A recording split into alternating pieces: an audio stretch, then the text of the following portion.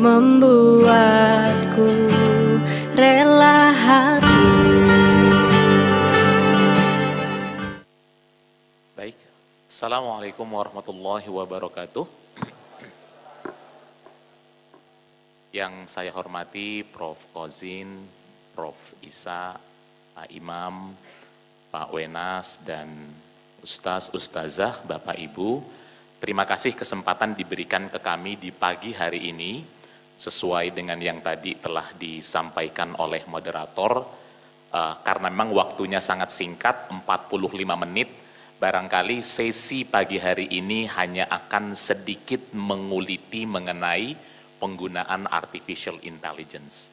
Karena memang kalau kita bicara artificial intelligence, Bapak Ibu, di Indonesia itu menurut kami, hemat kami, itu masih dalam tataran wacana. Saya kebetulan beberapa kali juga menghadiri workshop, seminar, tetapi kalau kita bicara tataran implementasi, menurut kami itu belum ada struktur yang benar-benar baku mengenai penggunaan artificial intelligence untuk mendukung pembelajaran. Nah, ini berbeda dengan yang dilakukan oleh Singapura. Jadi saya cerita sedikit mengenai teknologi AI yang kami kembangkan. Ini sebenarnya kami kembangkan mulai tahun 2019. Jadi bahkan before the pandemic, sebelum pandemi pada saat itu. Nah, jadi setelah 3 tahun, 4 tahun kita kembangkan, momentumnya adalah pada tahun 2023, ketika Kementerian Pendidikan Singapura memutuskan untuk mengadopsi teknologi AI ini. Jadi kalau nanti Bapak Ibu suatu saat nanti melakukan studi banding di Singapura itu murid dari kelas 4 sampai junior college 2, sampai SMA, itu mereka semuanya sudah dibekali dengan teknologi artificial intelligence. Tujuannya apa? Tujuannya adalah yang pertama memfasilitasi independent learning. Bahwa tidak selamanya they have to rely on the teachers to generate feedback. Ya, untuk mendapatkan feedback tidak selalu harus mengandalkan atau bergantung kepada guru. Dan yang paling penting adalah memang to improve the learning outcome. Karena selama ini kalau kita sadari atau tidak, guru kita itu lebih banyak terlibat dengan kegiatan yang sifatnya administratif. Preparing questions, grading questions ya, buat soal, meriksa soal. Padahal ini sebenarnya hanya langkah awal. Yang langkah next yang paling penting sebenarnya adalah corrective actions-nya. Artinya setelah kita mengetahui grade-nya, itu kira-kira apa next action plan-nya untuk improve the learning outcome of the students. Dan inilah yang dilakukan oleh Singapura.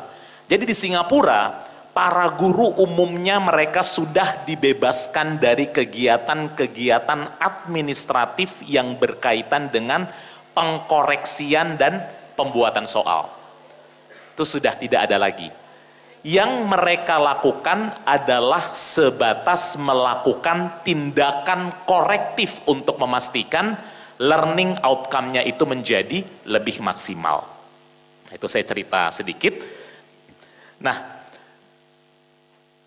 kalau kita bicara mengenai artificial intelligence, intinya adalah bagaimana kita coba berkolaborasi dengan teknologi. Artificial itu kan artinya buatan ya Ibu ya. Jadi kalau artificial intelligence, kecerdasan buatan. Bagaimana sekarang kita mencoba untuk berkolaborasi, berintegrasi dengan kecerdasan buatan ini to help us solve the problems that we have. Jadi teknologi itu, artificial intelligence itu, end goal-nya itu adalah di problem solving. Jadi kalau Bapak Ibu selama ini merasa menggunakan teknologi, tetapi ternyata dengan penggunaan teknologi itu hanya menambah beban administratif Bapak Ibu. Tidak membantu solving the problems, memecahkan permasalahan yang berkaitan dengan tugas mengajar guru misalnya. Maka ada yang salah dalam pemanfaatan teknologi tersebut. Nah, jadi ketika kita bicara mengenai artificial intelligence, harapannya adalah we can utilize that intelligence to help us solve the problems. Jadi memang intinya adalah di problem solving. Dan bicara mengenai AI, kalau kita bicara generatif AI, jadi kalau kita lihat ChatGPT, Bing AI, itu adalah generatif AI. Dan menarik adalah World Economic Forum tahun 2023 kemarin itu sudah membuat sebuah simpulan ya, bahwa generatif AI ini very soon akan benar-benar menjadi sebuah game changer. Game changer di mana mereka yang tidak mengadopsi industri apapun, mau pendidikan, mau kesehatan, mau penerbangan, maka mereka akan lag behind. Jadi ini memang akan menjadi game changer yang memang society and industry need to be ready for. Jadi kalau kita bicara 2017, tadi Prof. Kozin bicara ya, awal-awal 2017, mungkin orang masih beranggapan, itu kan hanya sebatas wacana, sebatas opsi. Tapi kalau kita bicara sekarang, ini sebenarnya sudah menjadi sebuah keniscayaan yang tidak bisa dihindari. Dan faktanya memang begitu. Sebenarnya kalau kita bicara mengenai AI, kalkulator pun sebenarnya adalah bentuk penggunaan AI. Tentu saja bukan generatif AI. Dia adalah traditional AI yang memang mengandalkan rules and structured data. Istilahnya aturan-aturannya kita masukkan dulu, begitu ya, datanya kita masukkan, dari situ nanti dia akan mengolah. Paling sederhananya adalah kalkulator. Jadi kalau kita mendengar istilah AI, kita jangan terlalu antipati atau a priori, karena sebenarnya ini bukan hal yang sangat baru. Walaupun memang belum dalam bentuk generatif AI yang memang dia menggunakan algoritma dan juga menggunakan neural network sehingga dia bisa mereplikasi secara lebih maksimal apa yang dilakukan oleh manusia. Sehingga nyaris tidak bisa terlihat berbeda. Seolah-olah itu adalah pekerjaan yang sama persis yang dilakukan oleh manusia. Dan itu nanti yang biasanya menjadi tantangan adalah what is gonna be the role of the teachers with the increasing use of the AI. Lalu peran guru kita sekarang bagaimana ya? Nah, ini yang barangkali perlu saya luruskan, bahwa ketika Singapura mengintegrasikan penggunaan AI, mereka tidak punya plan sama sekali untuk mengurangi jumlah guru. They don't have any plan at all. Mereka sama sekali tidak punya rencana untuk mengurangi kompensasi guru karena sudah ada penggunaan AI sekarang. So it's not the intention.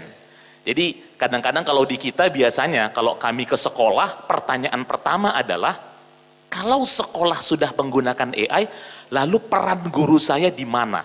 Nah, ini yang barangkali nanti terjadi reposisi peran dari seorang guru. Dan kalau kita selama ini percaya bahwa guru seharusnya adalah seorang fasilitator, ya, fasilitator, maka kita akan lihat nanti bagaimana penggunaan AI ini benar-benar bisa memaksimalkan peran guru sebagai fasilitator and let them focus on their core function, i.e. to teach the students. Betul-betul to teach ya. Jadi fungsi pengajarannya yang akan kita optimalkan. Seperti apa nanti akan saya tunjukkan secara langsung. Nah, ini ada sebuah riset yang dilakukan oleh lembaga yang berbasis di New York. Jadi kalau bicara mengenai kecenderungan penggunaan AI di dalam pendidikan, maka memang diperkirakan mayoritasnya itu adalah nanti berkaitan dengan language learning maupun testing and assessment. Dan kebetulan inilah memang fungsi AI utama yang kami kembangkan di Marshall Cavendish Education. Tadi saya cerita ke Prof. Kozin, Prof. Isa. Dengan AI yang kami kembangkan, kita bisa langsung memprediksi berapa skor IELTS dari seorang siswa, berapa skor TOEFL, skor TOEIC, skor Cambridge mereka misalnya, berdasarkan kualitas tulisan mereka. Jadi kalau saya hari ini saya mau mengetahui di sekolah Bapak Ibu, kira-kira kalau saya lakukan tes IELTS yang benar, itu berapa skor mereka? AI ini bisa mendeteksi dari tulisan siswa, kira-kira berapa projected score dari IELTS, TOEFL, TOEIC, Cambridge score mereka. Dalam jangka waktu yang sangat singkat. Kita bisa lihat nanti ya, saya akan tunjukkan langsung seperti apa implementasi AI ini. Jadi kalau Bapak Ibu di sekolah misalnya, punya standarisasi kelulusan IELTS, TOEFL, TOEIC, apapun itu, AI ini bisa memberikan prediksi bahwa kurang lebih pencapaian siswa sudah berada di level ini. Dalam jangka waktu singkat. Nanti akan saya tunjukkan secara langsung seperti apa prosesnya. Ya. Dan kalau kita bicara tujuan utamanya, tujuan utama dari penggunaan AI ini memang yang paling dominan, ini kebetulan dia bandingkan survei yang dilakukan tahun di 2019 dengan yang dilakukan pada tahun 2022 kemarin. Dan ternyata memang responden rata-rata melihat bahwa penggunaan AI memang diarahkan to improve learning outcome. Seperti yang tadi sudah saya sampaikan di awal. Dan inilah sebenarnya yang dilakukan oleh pemerintah Singapura. Jadi kalau kita ingin menguji seberapa efektif penggunaan teknologi, penggunaan AI di dalam institusi kita, maka indikator pertama adalah bagaimana dampak penggunaan itu terhadap peningkatan learning outcome-nya. Artinya kalau kita bicara bahasa, kompetensi bahasanya kira-kira seperti apa. Dan memang ternyata sangat-sangat bisa membantu sekolah untuk melakukan significant cost saving, ya. Dan di sisi lain guru juga nanti bisa fokus pada tindakan-tindakan korektif, karena AI itu hanya bisa mengidentifikasi masalah dan melakukan data analisis. Jadi kalau saya langsung lakukan pemetaan, AI bisa langsung melakukan pemetaan bahwa dari 40 siswa kita itu rata-rata skor IELTS mereka itu ada misalnya di range 4 sampai 5. Dan dari 4 sampai 5 ini permasalahannya itu ternyata ada di aspek, misalnya nih ya, ada di aspek lexical resource. Oh, karena rata-rata perbendaharaan kosakata mereka masih sangat bermasalah. Itu nanti bisa kita analisis. Tetapi bagaimana cara improve-nya? Nah, inilah yang sebenarnya setiap guru hendaknya fokus di aspek ini. Karena data analisisnya dan problem identification-nya itu sudah bisa dibantu dengan teknologi AI ini. Dan memang kita sudah hidup di eranya AI, di GPT era sebenarnya ya. Jadi kalau ini saya tampilkan beberapa aplikasi berbasis AI yang saya yakin mungkin sebagian siswa kita lebih paham daripada kita. Dan ini sebenarnya merupakan salah satu ironi di pendidikan kita. Jadi gurunya itu justru nggak cukup up to date dengan teknologi dibandingkan dengan siswa mereka. Mayoritas saya yakin mungkin murid-murid kita atau bahkan kita sudah bersentuhan. Ini yang saya tampilkan ini adalah aplikasi-aplikasi berbasis AI. Yang paling populer tentu saja adalah ChatGPT. Dia adalah text-based AI. Jadi AI berbasis teks, walaupun sebenarnya ada bentuk-bentuk AI yang lain yang mungkin belum sepopuler ChatGPT. Dan kita tidak akan pernah ya, kita tidak akan pernah dalam arti keluar dari perdebatan kusir. Karena biasanya ketika kami berdiskusi dengan sekolah, pertanyaannya pasti, oh kalau kita menggunakan AI nanti muridnya terlalu over dependent nggak? Teachersnya nanti terlalu over dependent nggak nanti? Nanti mereka ngapain aja kalau semuanya sudah menggunakan AI? Nah, dalam hemat kami, the ultimate goal yang harus dijadikan sebagai indikator ketika kita menggunakan sebuah tools, dalam hal ini adalah teknologi AI, adalah are we better off by using or not using the AI? Karena kalau kita hanya melihat satu sisi negatifnya saja, barangkali kita tidak akan terlalu adaptif terhadap perubahan. Karena perubahan apapun selalu ada negative side-nya. Nah, tetapi menurut hemat kami sebagai pendidik, kita percaya the ultimate goal-nya adalah kalau maslahatnya itu lebih optimal dibandingkan mudorotnya, maka tentunya kita tidak bisa menutup diri dengan penggunaan AI atau teknologi tersebut. Mungkin Bapak Ibu pernah mendengar Wolfram Alpha, nah ini menjadi diskusi yang topik hangat ya. Karena Wolfram Alpha itu bisa memberikan solusi step by step untuk setiap pertanyaan matematika, fisika, kimia, dan yang sejenisnya. Dia memberikan step by step langsung. Jadi kalau Bapak Ibu ngasih soal, itu muridnya langsung paste di situ, bisa langsung keluar semua jawabannya. Nah ini menjadi, sekali lagi ya, ini juga menjadi sebuah perdebatan. Lalu bagaimana penggunaan yang baik mengenai AI tersebut? Nah, saya tadi sudah sampaikan bahwa Singapura adalah salah satu contoh negara. Tadi saya juga cerita ke Prof. Isa ya, sama Prof. Kozin. Karena mungkin Singapura itu kan nggak punya apa-apa ya Pak ya. Dia nggak punya sumber daya alam, nggak punya tanah, nggak punya air, nggak punya apa-apa begitu ininya. Sehingga mau tidak mau yang mereka hanya satu yang mereka punya, yaitu manpower, human resource. Itulah kenapa innovation rate di Singapura itu much faster dibandingkan dengan negara-negara lainnya yang ada di Asia Tenggara. Termasuk berkaitan dengan penggunaan teknologi AI ini. Seorang siswa di Singapura kelas 4, dia bahkan tidak perlu melakukan pengecekan kepada gurunya untuk tahu sekarang posisi bahasa Inggris dia berada di level mana. Dia nggak perlu. Yang perlu dia lakukan adalah, misalnya saya sebagai seorang siswa dan ada guru yang memonitor, guru ini nanti bisa melihat kenapa pergerakan kompetensi murid saya ini mengapa sangat lambat. Apa permasalahannya? Nah itu yang menjadi fokus guru. Tapi untuk siswa mengetahui levelingnya dia, they don't even have to consult to the teachers, karena AI immediately respond, memberikan gambaran ini adalah gambaran kompetensi bahasa yang kamu miliki in a very instant way, sehingga guru nanti fokusnya adalah membantu siswa itu untuk bisa improve further. Jadi di Singapura sekarang dari grade 4 anak SD kelas 4 sampai SMA kelas 12, kalau di sana istilahnya junior college 2 ya, kan di sana kan primary, secondary, junior, 6 tahun primary, 4 tahun secondary, 2 tahun junior college. Kalau di kita kan 633, kalau di sana 642. Nah, mulai dari kelas 4-nya sampai kelas 12-nya itu mereka sudah diberikan akses otomatis oleh pemerintah Singapura. Jadi mereka bisa dengan mudah melakukan komunikasi dengan AI untuk mengetahui posisi dari kompetensi bahasa di sana.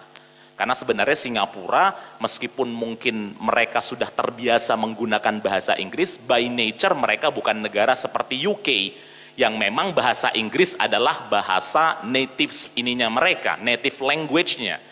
Jadi mereka pun, siswa-siswa di sana pun masih tetap harus meningkatkan kompetensi bahasa mereka. Oke, sekarang tanpa berlama-lama, karena keterbatasan waktu, saya akan tunjukkan langsung sekarang platform yang kami kembangkan di Marshall Cavendish Education ini yang katakanlah berkaitan dengan AI ini ya. Jadi nama programnya itu adalah Scribo Literatur. Nama programnya, nama aplikasinya, AI-nya adalah Scribo Literatur. Ini bisa diakses sebagai guru dan juga bisa diakses sebagai siswa. Saya izin duduk biar lebih mudah untuk mendemokan.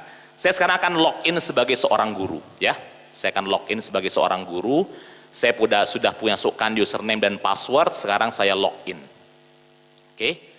Maka langsung akan dibawa ke dashboard utama saya. Oke. Akan langsung dibawa ke dashboard utama saya. Nah, ini nanti bisa dilihat nih ya. Ini ada tugas-tugas yang sudah saya berikan kepada siswa. Sekali lagi karena keterbatasan waktu saya akan going very quickly, tapi nggak usah khawatir kalau nanti ada sekolah bapak ibu yang menggunakan ini, yang ingin menggunakan, kita akan berikan workshop khusus, karena memang workshopnya sekitar 8 jam sebenarnya, untuk memastikan kesiapan guru di dalam menggunakan teknologi AI ini.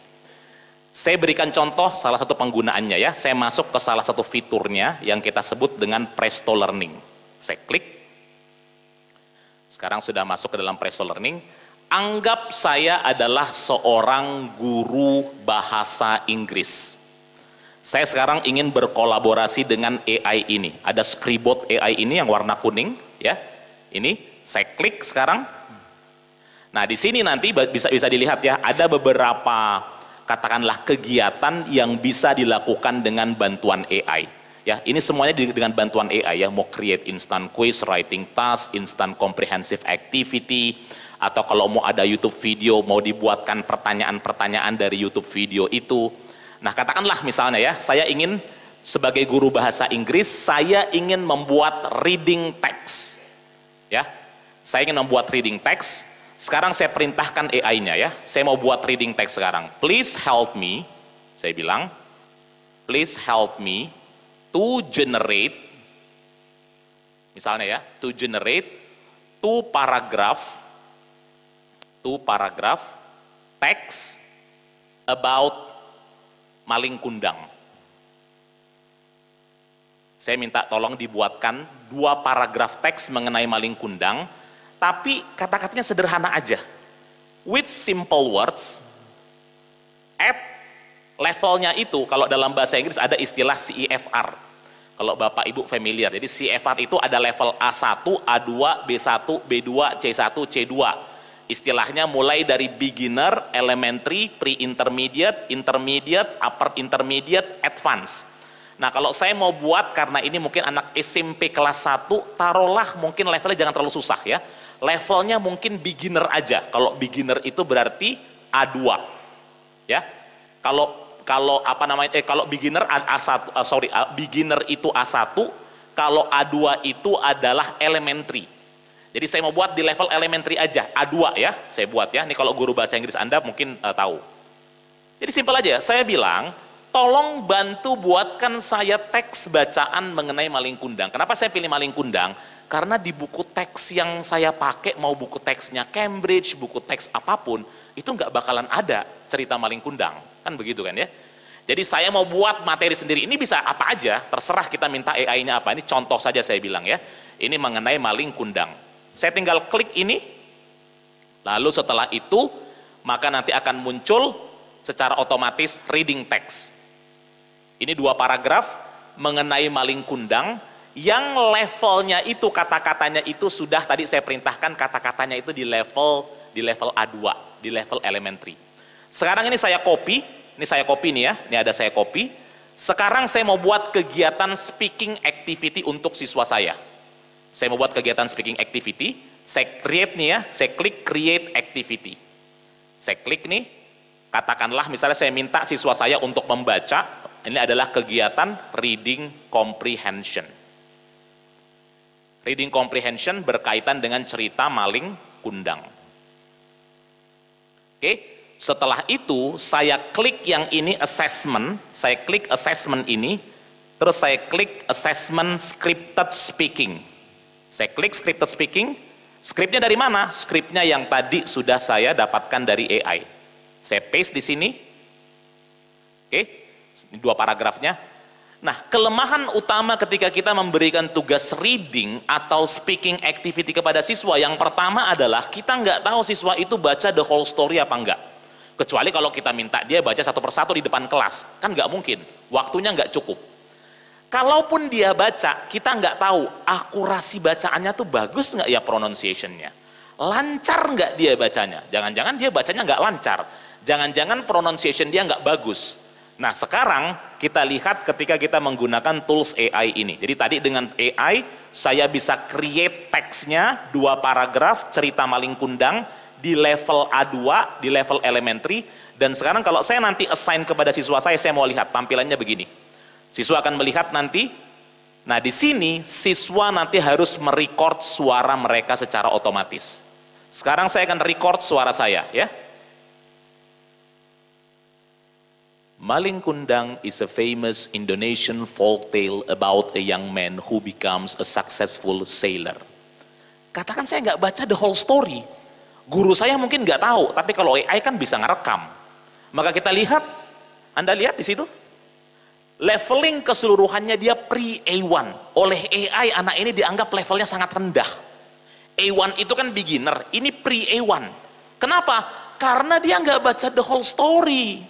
Disuruh baca the whole story, dia cuman bacanya tadi cuma di satu kalimat aja. Makanya penilaian overallnya dia adalah di pre-A1. Tapi untuk kata-kata yang dia baca, pronunciation-nya itu nggak sebenarnya cukup bagus. Anda lihat ya, banyak kata-kata yang hijau, menandakan pronunciation-nya sudah cukup bagus. Nah, kata-kata yang merah-merah itu yang menunjukkan pronunciation dia itu masih perlu di-improve lagi. Cuman karena dia nggak baca ke semuanya, makanya overall score-nya dia rendah. Tetapi untuk kata yang dia baca, itu bisa kita evaluasi. Lancar nggak ini orang bacanya? Lancar.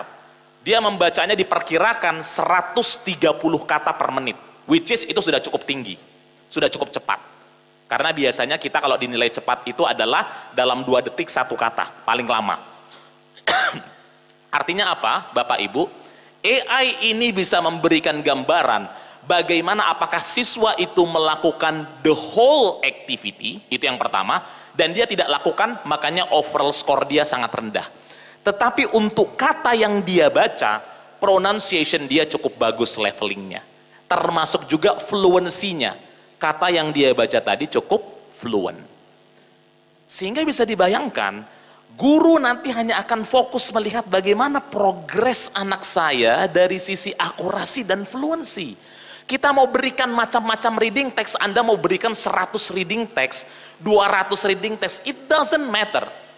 Yang penting Anda punya ide. Tadi saya kan punya ide kan, saya minta AI tolong generate saya 2 paragraf teks mengenai maling kundang.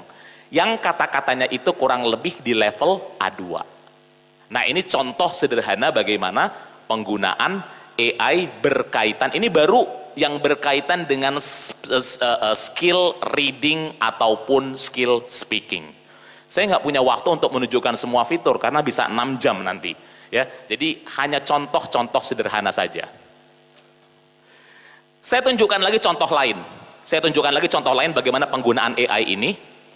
Kalau ini kan guru bahasa Inggris, bagaimana kalau saya adalah seorang guru IPA? Ya, bagaimana ya kalau saya seorang guru IPA ya? Saya klik sekarang, saya akan tunjukkan nanti 2 ya. Jadi karena AI kita ini bisa menerima instruksi dalam bahasa Inggris maupun bahasa Indonesia. Saya tunjukkan dia membuat konten dalam bahasa Inggris dulu ya. Contoh ya, saya klik create activity, misalnya pembelajaran science. Ininya adalah fotosintesis proses. Fotosintesis proses. Proses ya. Oke, saya mau buat materi bahan ajar berkaitan dengan proses fotosintesis. Yang saya lakukan adalah saya klik AI ini, saya klik dan saya klik AI lessons generator. Saya klik,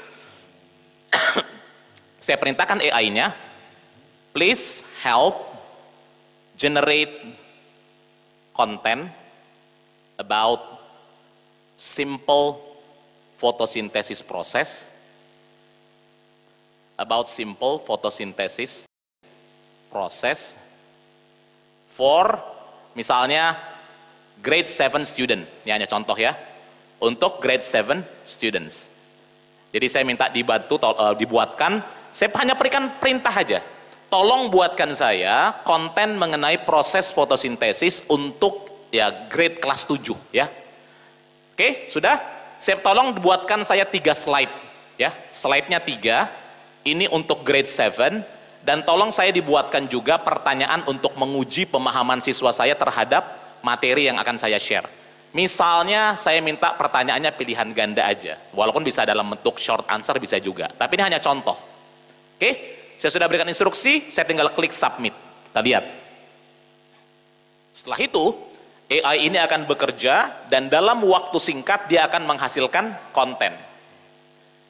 Dia akan menghasilkan konten beserta pertanyaan-pertanyaan kuisnya secara otomatis. Membantu nggak kira-kira Bapak Ibu? Ya, yang kita nggak boleh hilang adalah idenya harus ada dulu. Kita mau buat apa? Ya, kalau nggak punya ide ya susah. AI kan nggak tahu ide kita apa. Ini slide pertamanya, what is photosynthesis? Lalu ada pertanyaan kuisnya berkaitan dengan slide pertama. Pertanyaan 1, pertanyaan 2, pertanyaan 3, pertanyaan 4. Slide kedua, the role of chlorophyll on photosynthesis. Lalu ada pertanyaannya, 1, 2, 3, 4. Lalu factors affecting photosynthesis, ada pertanyaannya. That's simple. Saya mau tambahkan video sekarang. Saya minta tolong AI bantukan saya cari video. Jadi saya klik sekarang, information, terus saya klik video. Tolong saya carikan dari YouTube for Education, jadi bebas iklan. Setelah itu saya cari video berkaitan dengan proses fotosintesis. Oke. Lalu setelah itu ada beberapa foto di sini, misalnya foto ini, fotosintesis, saya bisa play on dulu di video. Kalau menurut saya oke, saya tinggal klik add video. Videonya sudah sampai sekarang. Sesederhana itu. Jadi kegiatan administratif yang biasanya memakan waktu berjam-jam bagi guru kita, sekarang menjadi sangat mudah. Fokusnya di mana nanti? Fokusnya guru adalah di analisis hasilnya. Jadi sekarang semua guru, kita bisa bayangkan, semua guru kalau sudah pegang AI ini, dia tidak akan khawatir. Dia tidak khawatir kalau dia seolah-olah hanya harus bergantung dari buku teks tertentu. Nggak perlu. Karena dengan menggunakan AI ini, kreativitas guru kita akan menjadi tanpa batas untuk menghasilkan konten yang sesuai dengan kebutuhan mereka. Ini kalau saya lakukan di sekolah, kebetulan kalau di Surabaya ini, Bapak Ibu yang menggunakan itu sekolah Petra, ya sekolah Petra Surabaya ya. Ini kalau kita lakukan simulasi itu nggak bisa berhenti tuh. Karena kan gurunya pegang laptop ya, itu bisa nggak berhenti tuh. Mereka create konten itu kan cepat sekali prosesnya. Hanya dengan memberikan prompt saja, AI-nya sudah langsung memberikan konten berikut pertanyaan kuisnya. Saya tunjukkan yang lain lagi sekarang ya. Ini hanya kegiatan-kegiatan sederhana. Satu lagi terakhir, sebelum nanti kita masuk ke fungsi yang keduanya. Saya klik ini lagi sekarang nih, saya klik nih, saya klik. Saya sekarang mau buat misalnya YouTube video, tapi kadang-kadang kalau kita ngasih YouTube video ke siswa, kita nggak tahu siswa kita nonton apa enggak. Saya mau pastikan dia harus nonton, ya. Maka saya klik ini nih ya, transcript YouTube video to create a link quiz, oke? Oke, misalnya saya pakai saja nih, misalnya adalah mengenai history of Muhammadiyah. Oke. Ya. URL-nya dulu, sorry ya, URL-nya dulu. URL-nya saya ambil dari sini nih misalnya nih ya. Ini saya lihat ada video YouTube-nya, ada bagus nih. Ini dari Nursing UMB yang ininya nih. Saya ini dulu nih ya. Saya mau copy dulu. Saya mau copy ininya nih, link-nya ya. Ini saya copy ya. Oke, saya copy link-nya. Saya masukkan URL-nya di sini sekarang. Oke, dah. Setelah itu, oke, full video, transkripnya, oke, no, oke, misalnya adalah history of Muhammadiyah, history of Muhammadiyah ya, Muhammadiyah. Oke, sudah. Lalu which grade level? Anggap saja grade 7. Lalu setelah itu, how many questions, saya minta tolong dibuatkan 8 pertanyaan misalnya. Oke, sudah? Mau pertanyaannya jenis apa? Misalnya pertanyaannya short answer dan multiple choice. Oke, klik. Maka nanti AI ini akan mengolah video tersebut. Dia akan olah video dan dia akan menghasilkan pertanyaan untuk memastikan siswa kita nonton video tersebut. Karena kalau enggak dia nggak bisa jawab pertanyaannya. Ya, videonya sudah ini kan? Lalu setelah itu nanti AI-nya akan membuatkan pertanyaan-pertanyaan yang sesuai dengan video ini, ya, atau sudah keluar semua tuh ininya tuh ya. Jadi sesederhana itu prosesnya. Bisa kita lihat di sini ya. Bisa kita lihat, ini videonya, ini pertanyaannya, ya. Ini pertanyaannya, ini pertanyaannya, ini pertanyaannya, ini pertanyaannya semua nih. Tanpa saya harus create questions. Karena tujuan utama saya hanya ingin memastikan bahwa siswa saya betul-betul bisa watch the video. Supaya dia bisa tonton video itu, sehingga nanti AI-nya akan mengenerate questions berdasarkan isi video tersebut.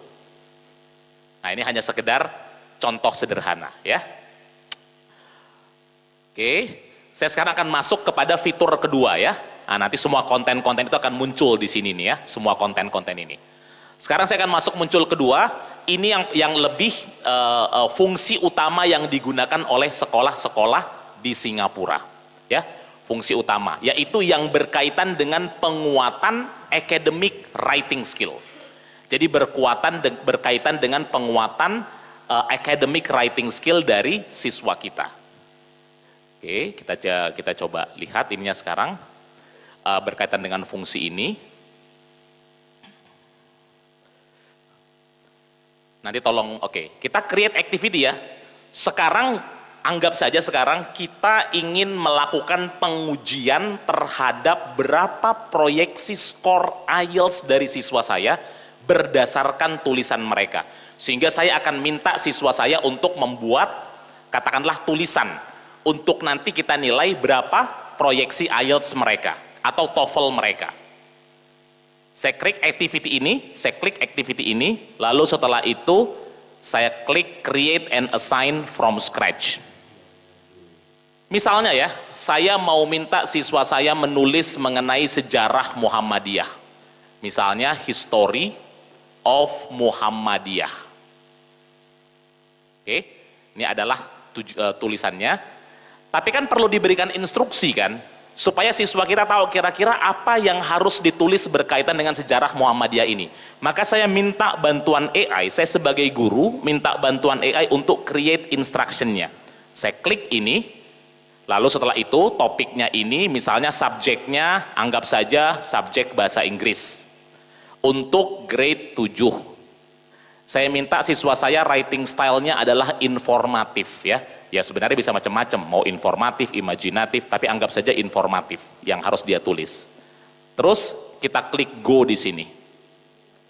Maka nanti secara langsung muncul instruksinya. Berdasarkan prompt yang tadi saya buat, ya. Jadi ada muncul instruksinya adalah write informative essay about the history of Muhammadiyah, include details about its founding, dan seterusnya. Dan instruksinya ada 3, jadi kita bisa pilih yang mana yang kira-kira paling sesuai dengan kebutuhan kita. Jadi ada 3 yang dihasilkan oleh AI, katakanlah saya mau mengambil yang ini yang paling sederhana. Write informative essay on the history of Muhammadiyah, include information on its founding, key figures, and its impact on society. Terus saya tentukan, siswa harus menulis sebanyak 200 kata, atau 100 kata saja misalnya, dalam 3 paragraf. Bentuknya informatif, lalu setelah itu saya matikan copy and paste-nya. Jadi pada saat dia tulis, dia nggak bisa copy and paste, meminimalkan plagiarisme. Jadi nggak bisa, ya, nggak bisa copy and paste jadinya ya. Setelah itu markingnya kita bisa menggunakan dari platform ini, Scribo Score Auto Marking, atau saya bisa pilih rubrik lain. Saya mau pilih CEFR, saya mau pilih IELTS, saya mau pilih IGCSE, saya mau pilih TOEFL, saya mau pilih TOEIC, terserah. Katakanlah saya pilih IELTS sekarang, karena nanti saya mau tulisan ini dinilai untuk memberikan prediction score mengenai IELTS siswa. Saya klik, lalu setelah itu saya klik advanced setting, saya bisa aktifkan speech to text, jadi siswa nggak perlu typing, dia bisa dengan menggunakan perintah suara. Dan setelah itu, saya minta bantuan, kalau bisa ada model answer, pegangan saya, supaya nanti kalau murid tanya saya, kira-kira bentuk tulisan yang bagus seperti apa, saya sudah punya kayak kunci jawabannya. Saya klik model answer ini, maka dalam waktu singkat nanti akan muncul model answernya. Ini model answernya, 3 paragraf, sesuai dengan perintah kita tadi, ya. Ini nanti menjadi pegangan guru, ya, sebagai katakanlah model answernya, yang sesuai dengan kriteria tersebut. Setelah itu, saya minta dibuatkan scaffold. Scaffold itu supaya siswa tahu, paragraf 1 itu poin-poin apa yang harus mereka tulis, ada kisi-kisinya. Paragraf 2 apa kisi-kisinya, supaya siswa tahu. Jadi saya mau gunakan scaffold, nanti kita lihat ya seperti apa ya. Oke, sudah masuk. Lalu kita juga akan ditanyakan apakah siswa harus memasukkan citation. Kalau dia harus memasukkan citations, model citationsnya menggunakan standar apa? apakah mau menggunakan modern language, Harvard reference format, Chicago Manual of Style format, dan seterusnya. Katakanlah tidak perlu citation karena ini untuk anak SD dan SMP. Saya tinggal klik assign, lalu setelah itu saya klik assign activity. Dalam waktu singkat, saya sekarang sudah bisa create activity, writing task berkaitan dengan history of Muhammadiyah. Tentu saja belum ada siswa saya yang mulai nulis, karena baru saja saya create ya. Nah ini yang saya maksudkan dengan scaffold. Siswa nanti bisa mendapatkan kisi-kisi, kira-kira di setiap paragraf poin apa yang harus dia tulis. Sehingga siswa kita yang barangkali agak sedikit lemah, dia lebih bisa mulai menulis ya. Karena kalau nggak ada kisi-kisinya mungkin beberapa siswa kita akan kesulitan kalau nggak ada kisi-kisinya. Ini sudah diberikan kisi-kisi ya. Nah ini karena saya tadi minta supaya dibuatkan scaffold. Nah karena belum ada yang membuat maka saya nggak tahu kan. Sekarang saya tunjukkan ketika siswa sudah selesai menulis. Contoh di sini saya minta mereka menulis mengenai Mediterranean World Ancient Egypt. Saya mau lihat sekarang bagaimana kualitas tulisan siswa ini. Saya klik. Kebetulan nih saya lihat nih 5 siswa sudah mengerjakan ya. Saya klik salah satu siswa. AI-nya akan langsung melakukan scanning terhadap kualitas tulisan ini. Lalu setelah itu karena saya gunakan rubrik IELTS, harusnya dia akan memberikan langsung prediksi skor IELTS-nya. Dia memberikan langsung prediksi skor IELTS-nya kurang lebih 7 untuk tulisan ini. Sebagai guru kita pasti mau tahu kenapa 7 ya. Saya tinggal open rubrik grading. Maka di sini akan ada beberapa indikator. Dari sisi task achievement itu bahkan bandnya 8. Task achievement karena mungkin tulisan siswa ini sudah sesuai dengan instruksi yang diberikan oleh gurunya. Dan kalau Bapak Ibu lihat di sini ada feedback, ini adalah AI generated feedback.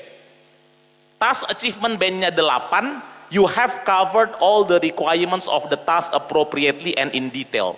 Ini adalah feedback yang di-generate oleh AI. Tentu saja guru kalau dia mau edit boleh-boleh saja.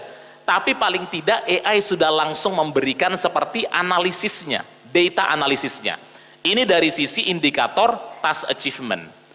Dari sisi indikator coherence cohesion, bandnya 7.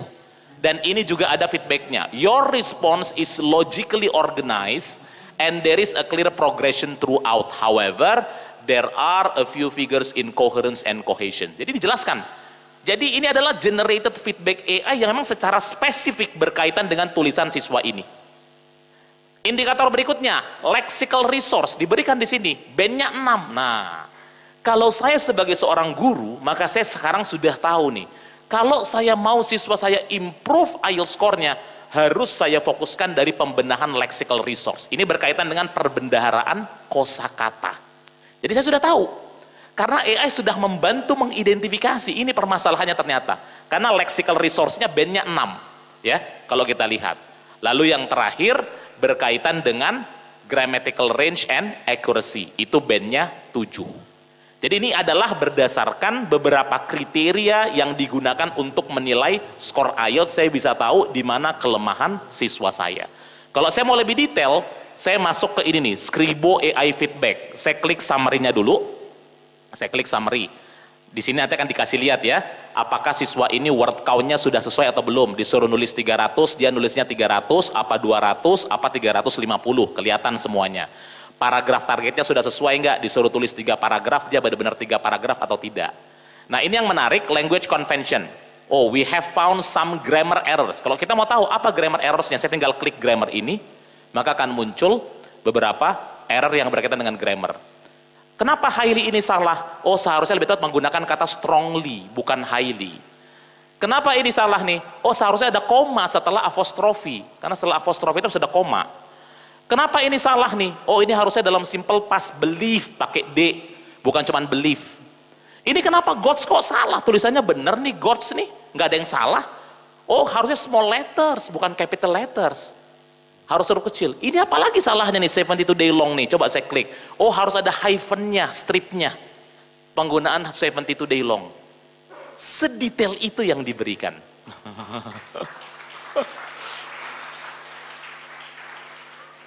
Saya nggak kebayang kalau guru kita suruh nemuin kayak begini, Pak.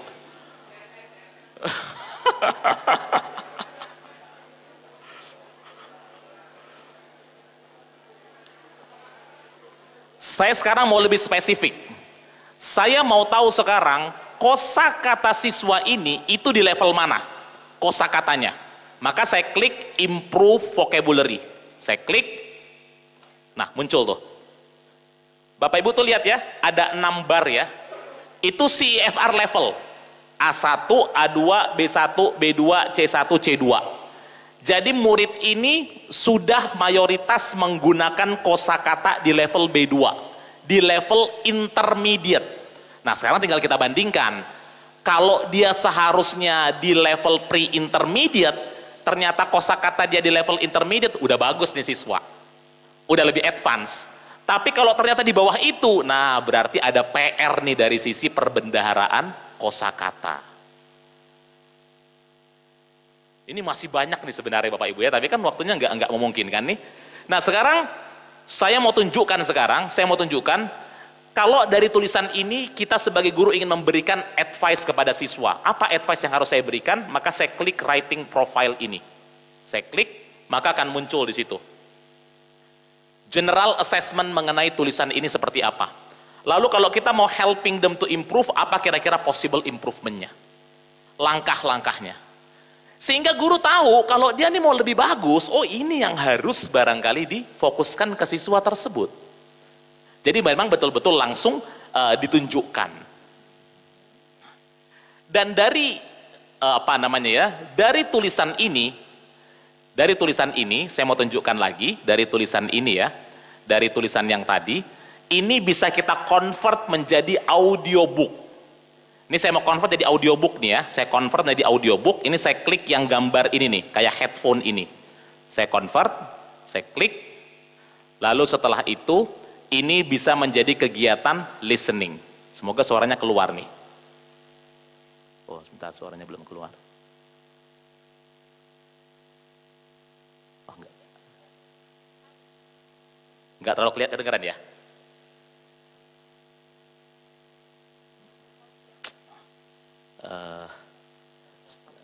Iya, nggak ada sambungan itunya soalnya ya. Oh ya. Mana ya? Di bawah Pak ininya Pak. Enggak ini ya. Enggak masuk Pak. Enggak bisa ya Pak ya? Keluar suaranya ya?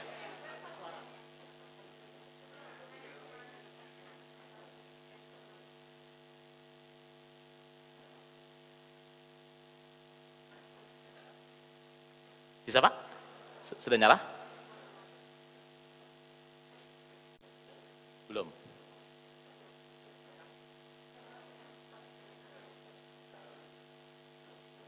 Sudah bisa Pak? Belum keluar Pak ya.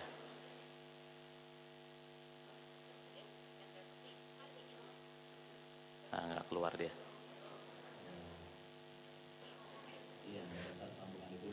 Ya, ini sebenarnya ada suaranya. Nah, yang menarik Bapak Ibu, kalau yang ininya masih biasa. Sekarang bagaimana kalau mohon maaf, di Muhammadiyah ada pelajaran bahasa Arab? Oke, ada ya? Saya sekarang minta AI-nya tolong bantu terjemahkan tulisan ini ke dalam bahasa Arab. Saya klik ini, lalu setelah itu translate dengan menggunakan Arabic. Ini bisa word by word translation seperti ini. Ancient artinya, ini nggak ada suaranya soalnya, seharusnya ada suara nih. Artinya nih ya, masing-masing ininya nih. Nanti ini bisa di play on. Bahkan saya juga bisa minta translate the whole document seperti ini dari tulisan siswa.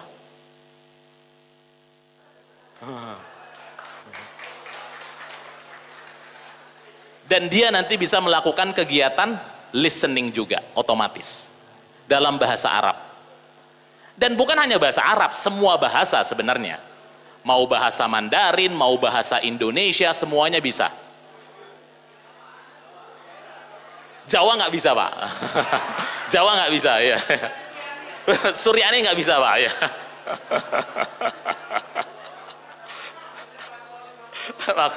Ya.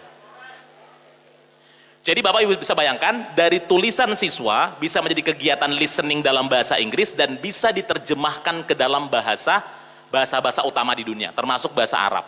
Nanti bisa diterjemahkan dengan menggunakan word by word translation seperti ini langsung, jadi siswa langsung tahu, ya, rights itu artinya apa, traditions itu artinya apa, atau bisa langsung diterjemahkan dengan the whole document seperti ini.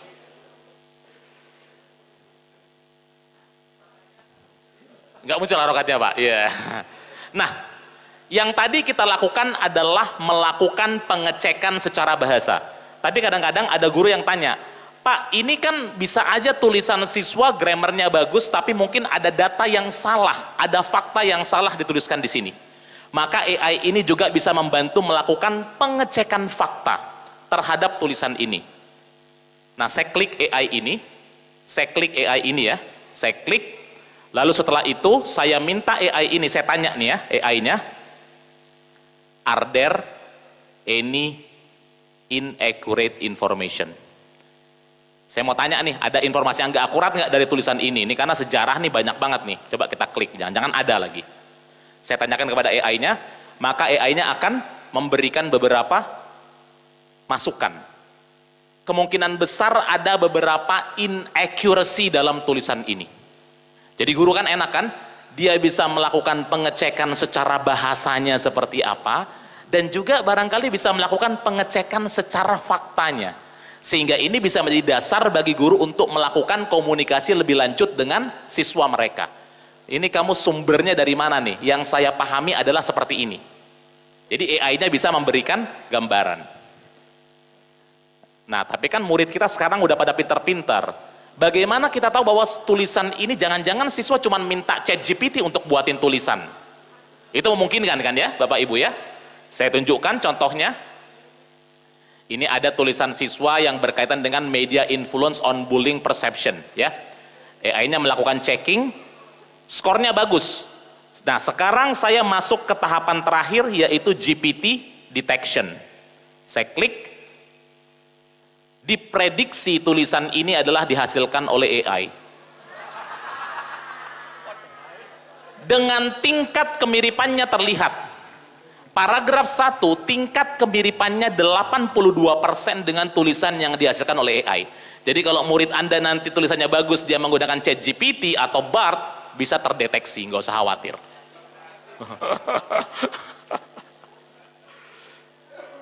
Ya, mungkin dia rubah-rubah sedikit tuh, makanya 8, tapi masih tinggi, tingkat kemiripannya masih tinggi.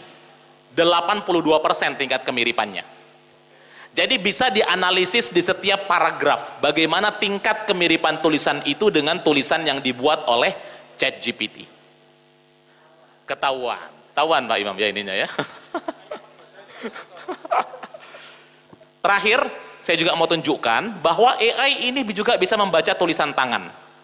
Saya berikan contoh. Ya. Karena ini kebetulan permintaan dari pemerintah Singapura karena mereka tidak mau di level SD itu sudah langsung menggunakan keyboard. Jadi mereka masih menggunakan tulisan tangan, ini sebenarnya berasal dari tulisan tangan siswa. Tulisan tangan, dia foto, dia upload, dan AI-nya akan langsung membaca tulisan tersebut dan memberikan scoringnya. Dan kalau siswa itu melakukan perubahan, contoh ya dia melakukan perubahan, gak usah khawatir karena guru bisa mengevaluasi before and afternya. Katakanlah kalau dia misalnya mau rubah-rubah tuh ya gak usah khawatir karena AI-nya bisa mengevaluasi before dan afternya. Bagaimana tulisan awal dia dan bagaimana setelah dia mendapatkan masukan dari AI. Seperti itu. Kurang lebih begitu ya Bapak Ibu ya. Nah inilah Bapak Ibu. Jadi bisa dibayangkan ketika guru kita sudah pegang ini, bisa dibayangkan ya, harusnya guru kita menjadi lebih bahagia. Karena mereka tidak akan terbebani dengan kegiatan-kegiatan administratif. Lalu fungsi guru di mana? Ini fungsi guru. Nah. Saya sekarang mau tunjukkan, saya sekarang mau masuk ke dashboardnya sekarang ya. Saya mau masuk ke dashboardnya, katakanlah saya mau tahu dari tulisan siswa itu, apa kira-kira yang harus saya improve? Maka, saya masuk ke dashboardnya, saya berikan contoh misalnya ya. Nih, oke ini semuanya aja nih. Misalnya untuk demo, lalu setelah itu, oke ini subjeknya semua. Oke.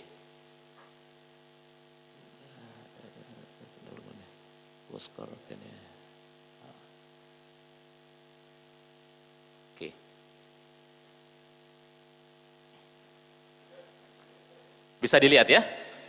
Bisa dilihat kira-kira which skills need focus, itu akan langsung ditunjukkan oleh AI. Jadi guru-guru itu sekarang bisa tahu area apa yang harus mereka fokuskan untuk mereka ajarkan kepada siswa mereka. Sehingga ketika mereka balik ke kelas, mereka sudah di backup oleh data mengenai strategi apa yang harus mereka lakukan. Tidak lagi berdasarkan asumsi. Jadi guru kita bukan berarti pekerjaannya berkurang, tapi kita pastikan terjadi reposisi fungsi dan peran yang mereka lakukan. Sehingga harapannya learning outcome menjadi bisa lebih baik. Demikian Bapak Ibu ya, barangkali gambaran mengenai program AI kami ya.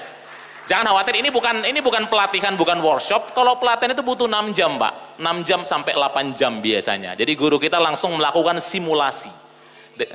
Ini baru iming-iming aja ininya. Baik, kurang lebih begitu. Saya kembalikan kepada moderator. Wabillahi taufiq wal hidayah. Assalamualaikum warahmatullahi wabarakatuh. Waalaikumsalam warahmatullahi wabarakatuh. Kasih aplaus untuk Pak Tri ya.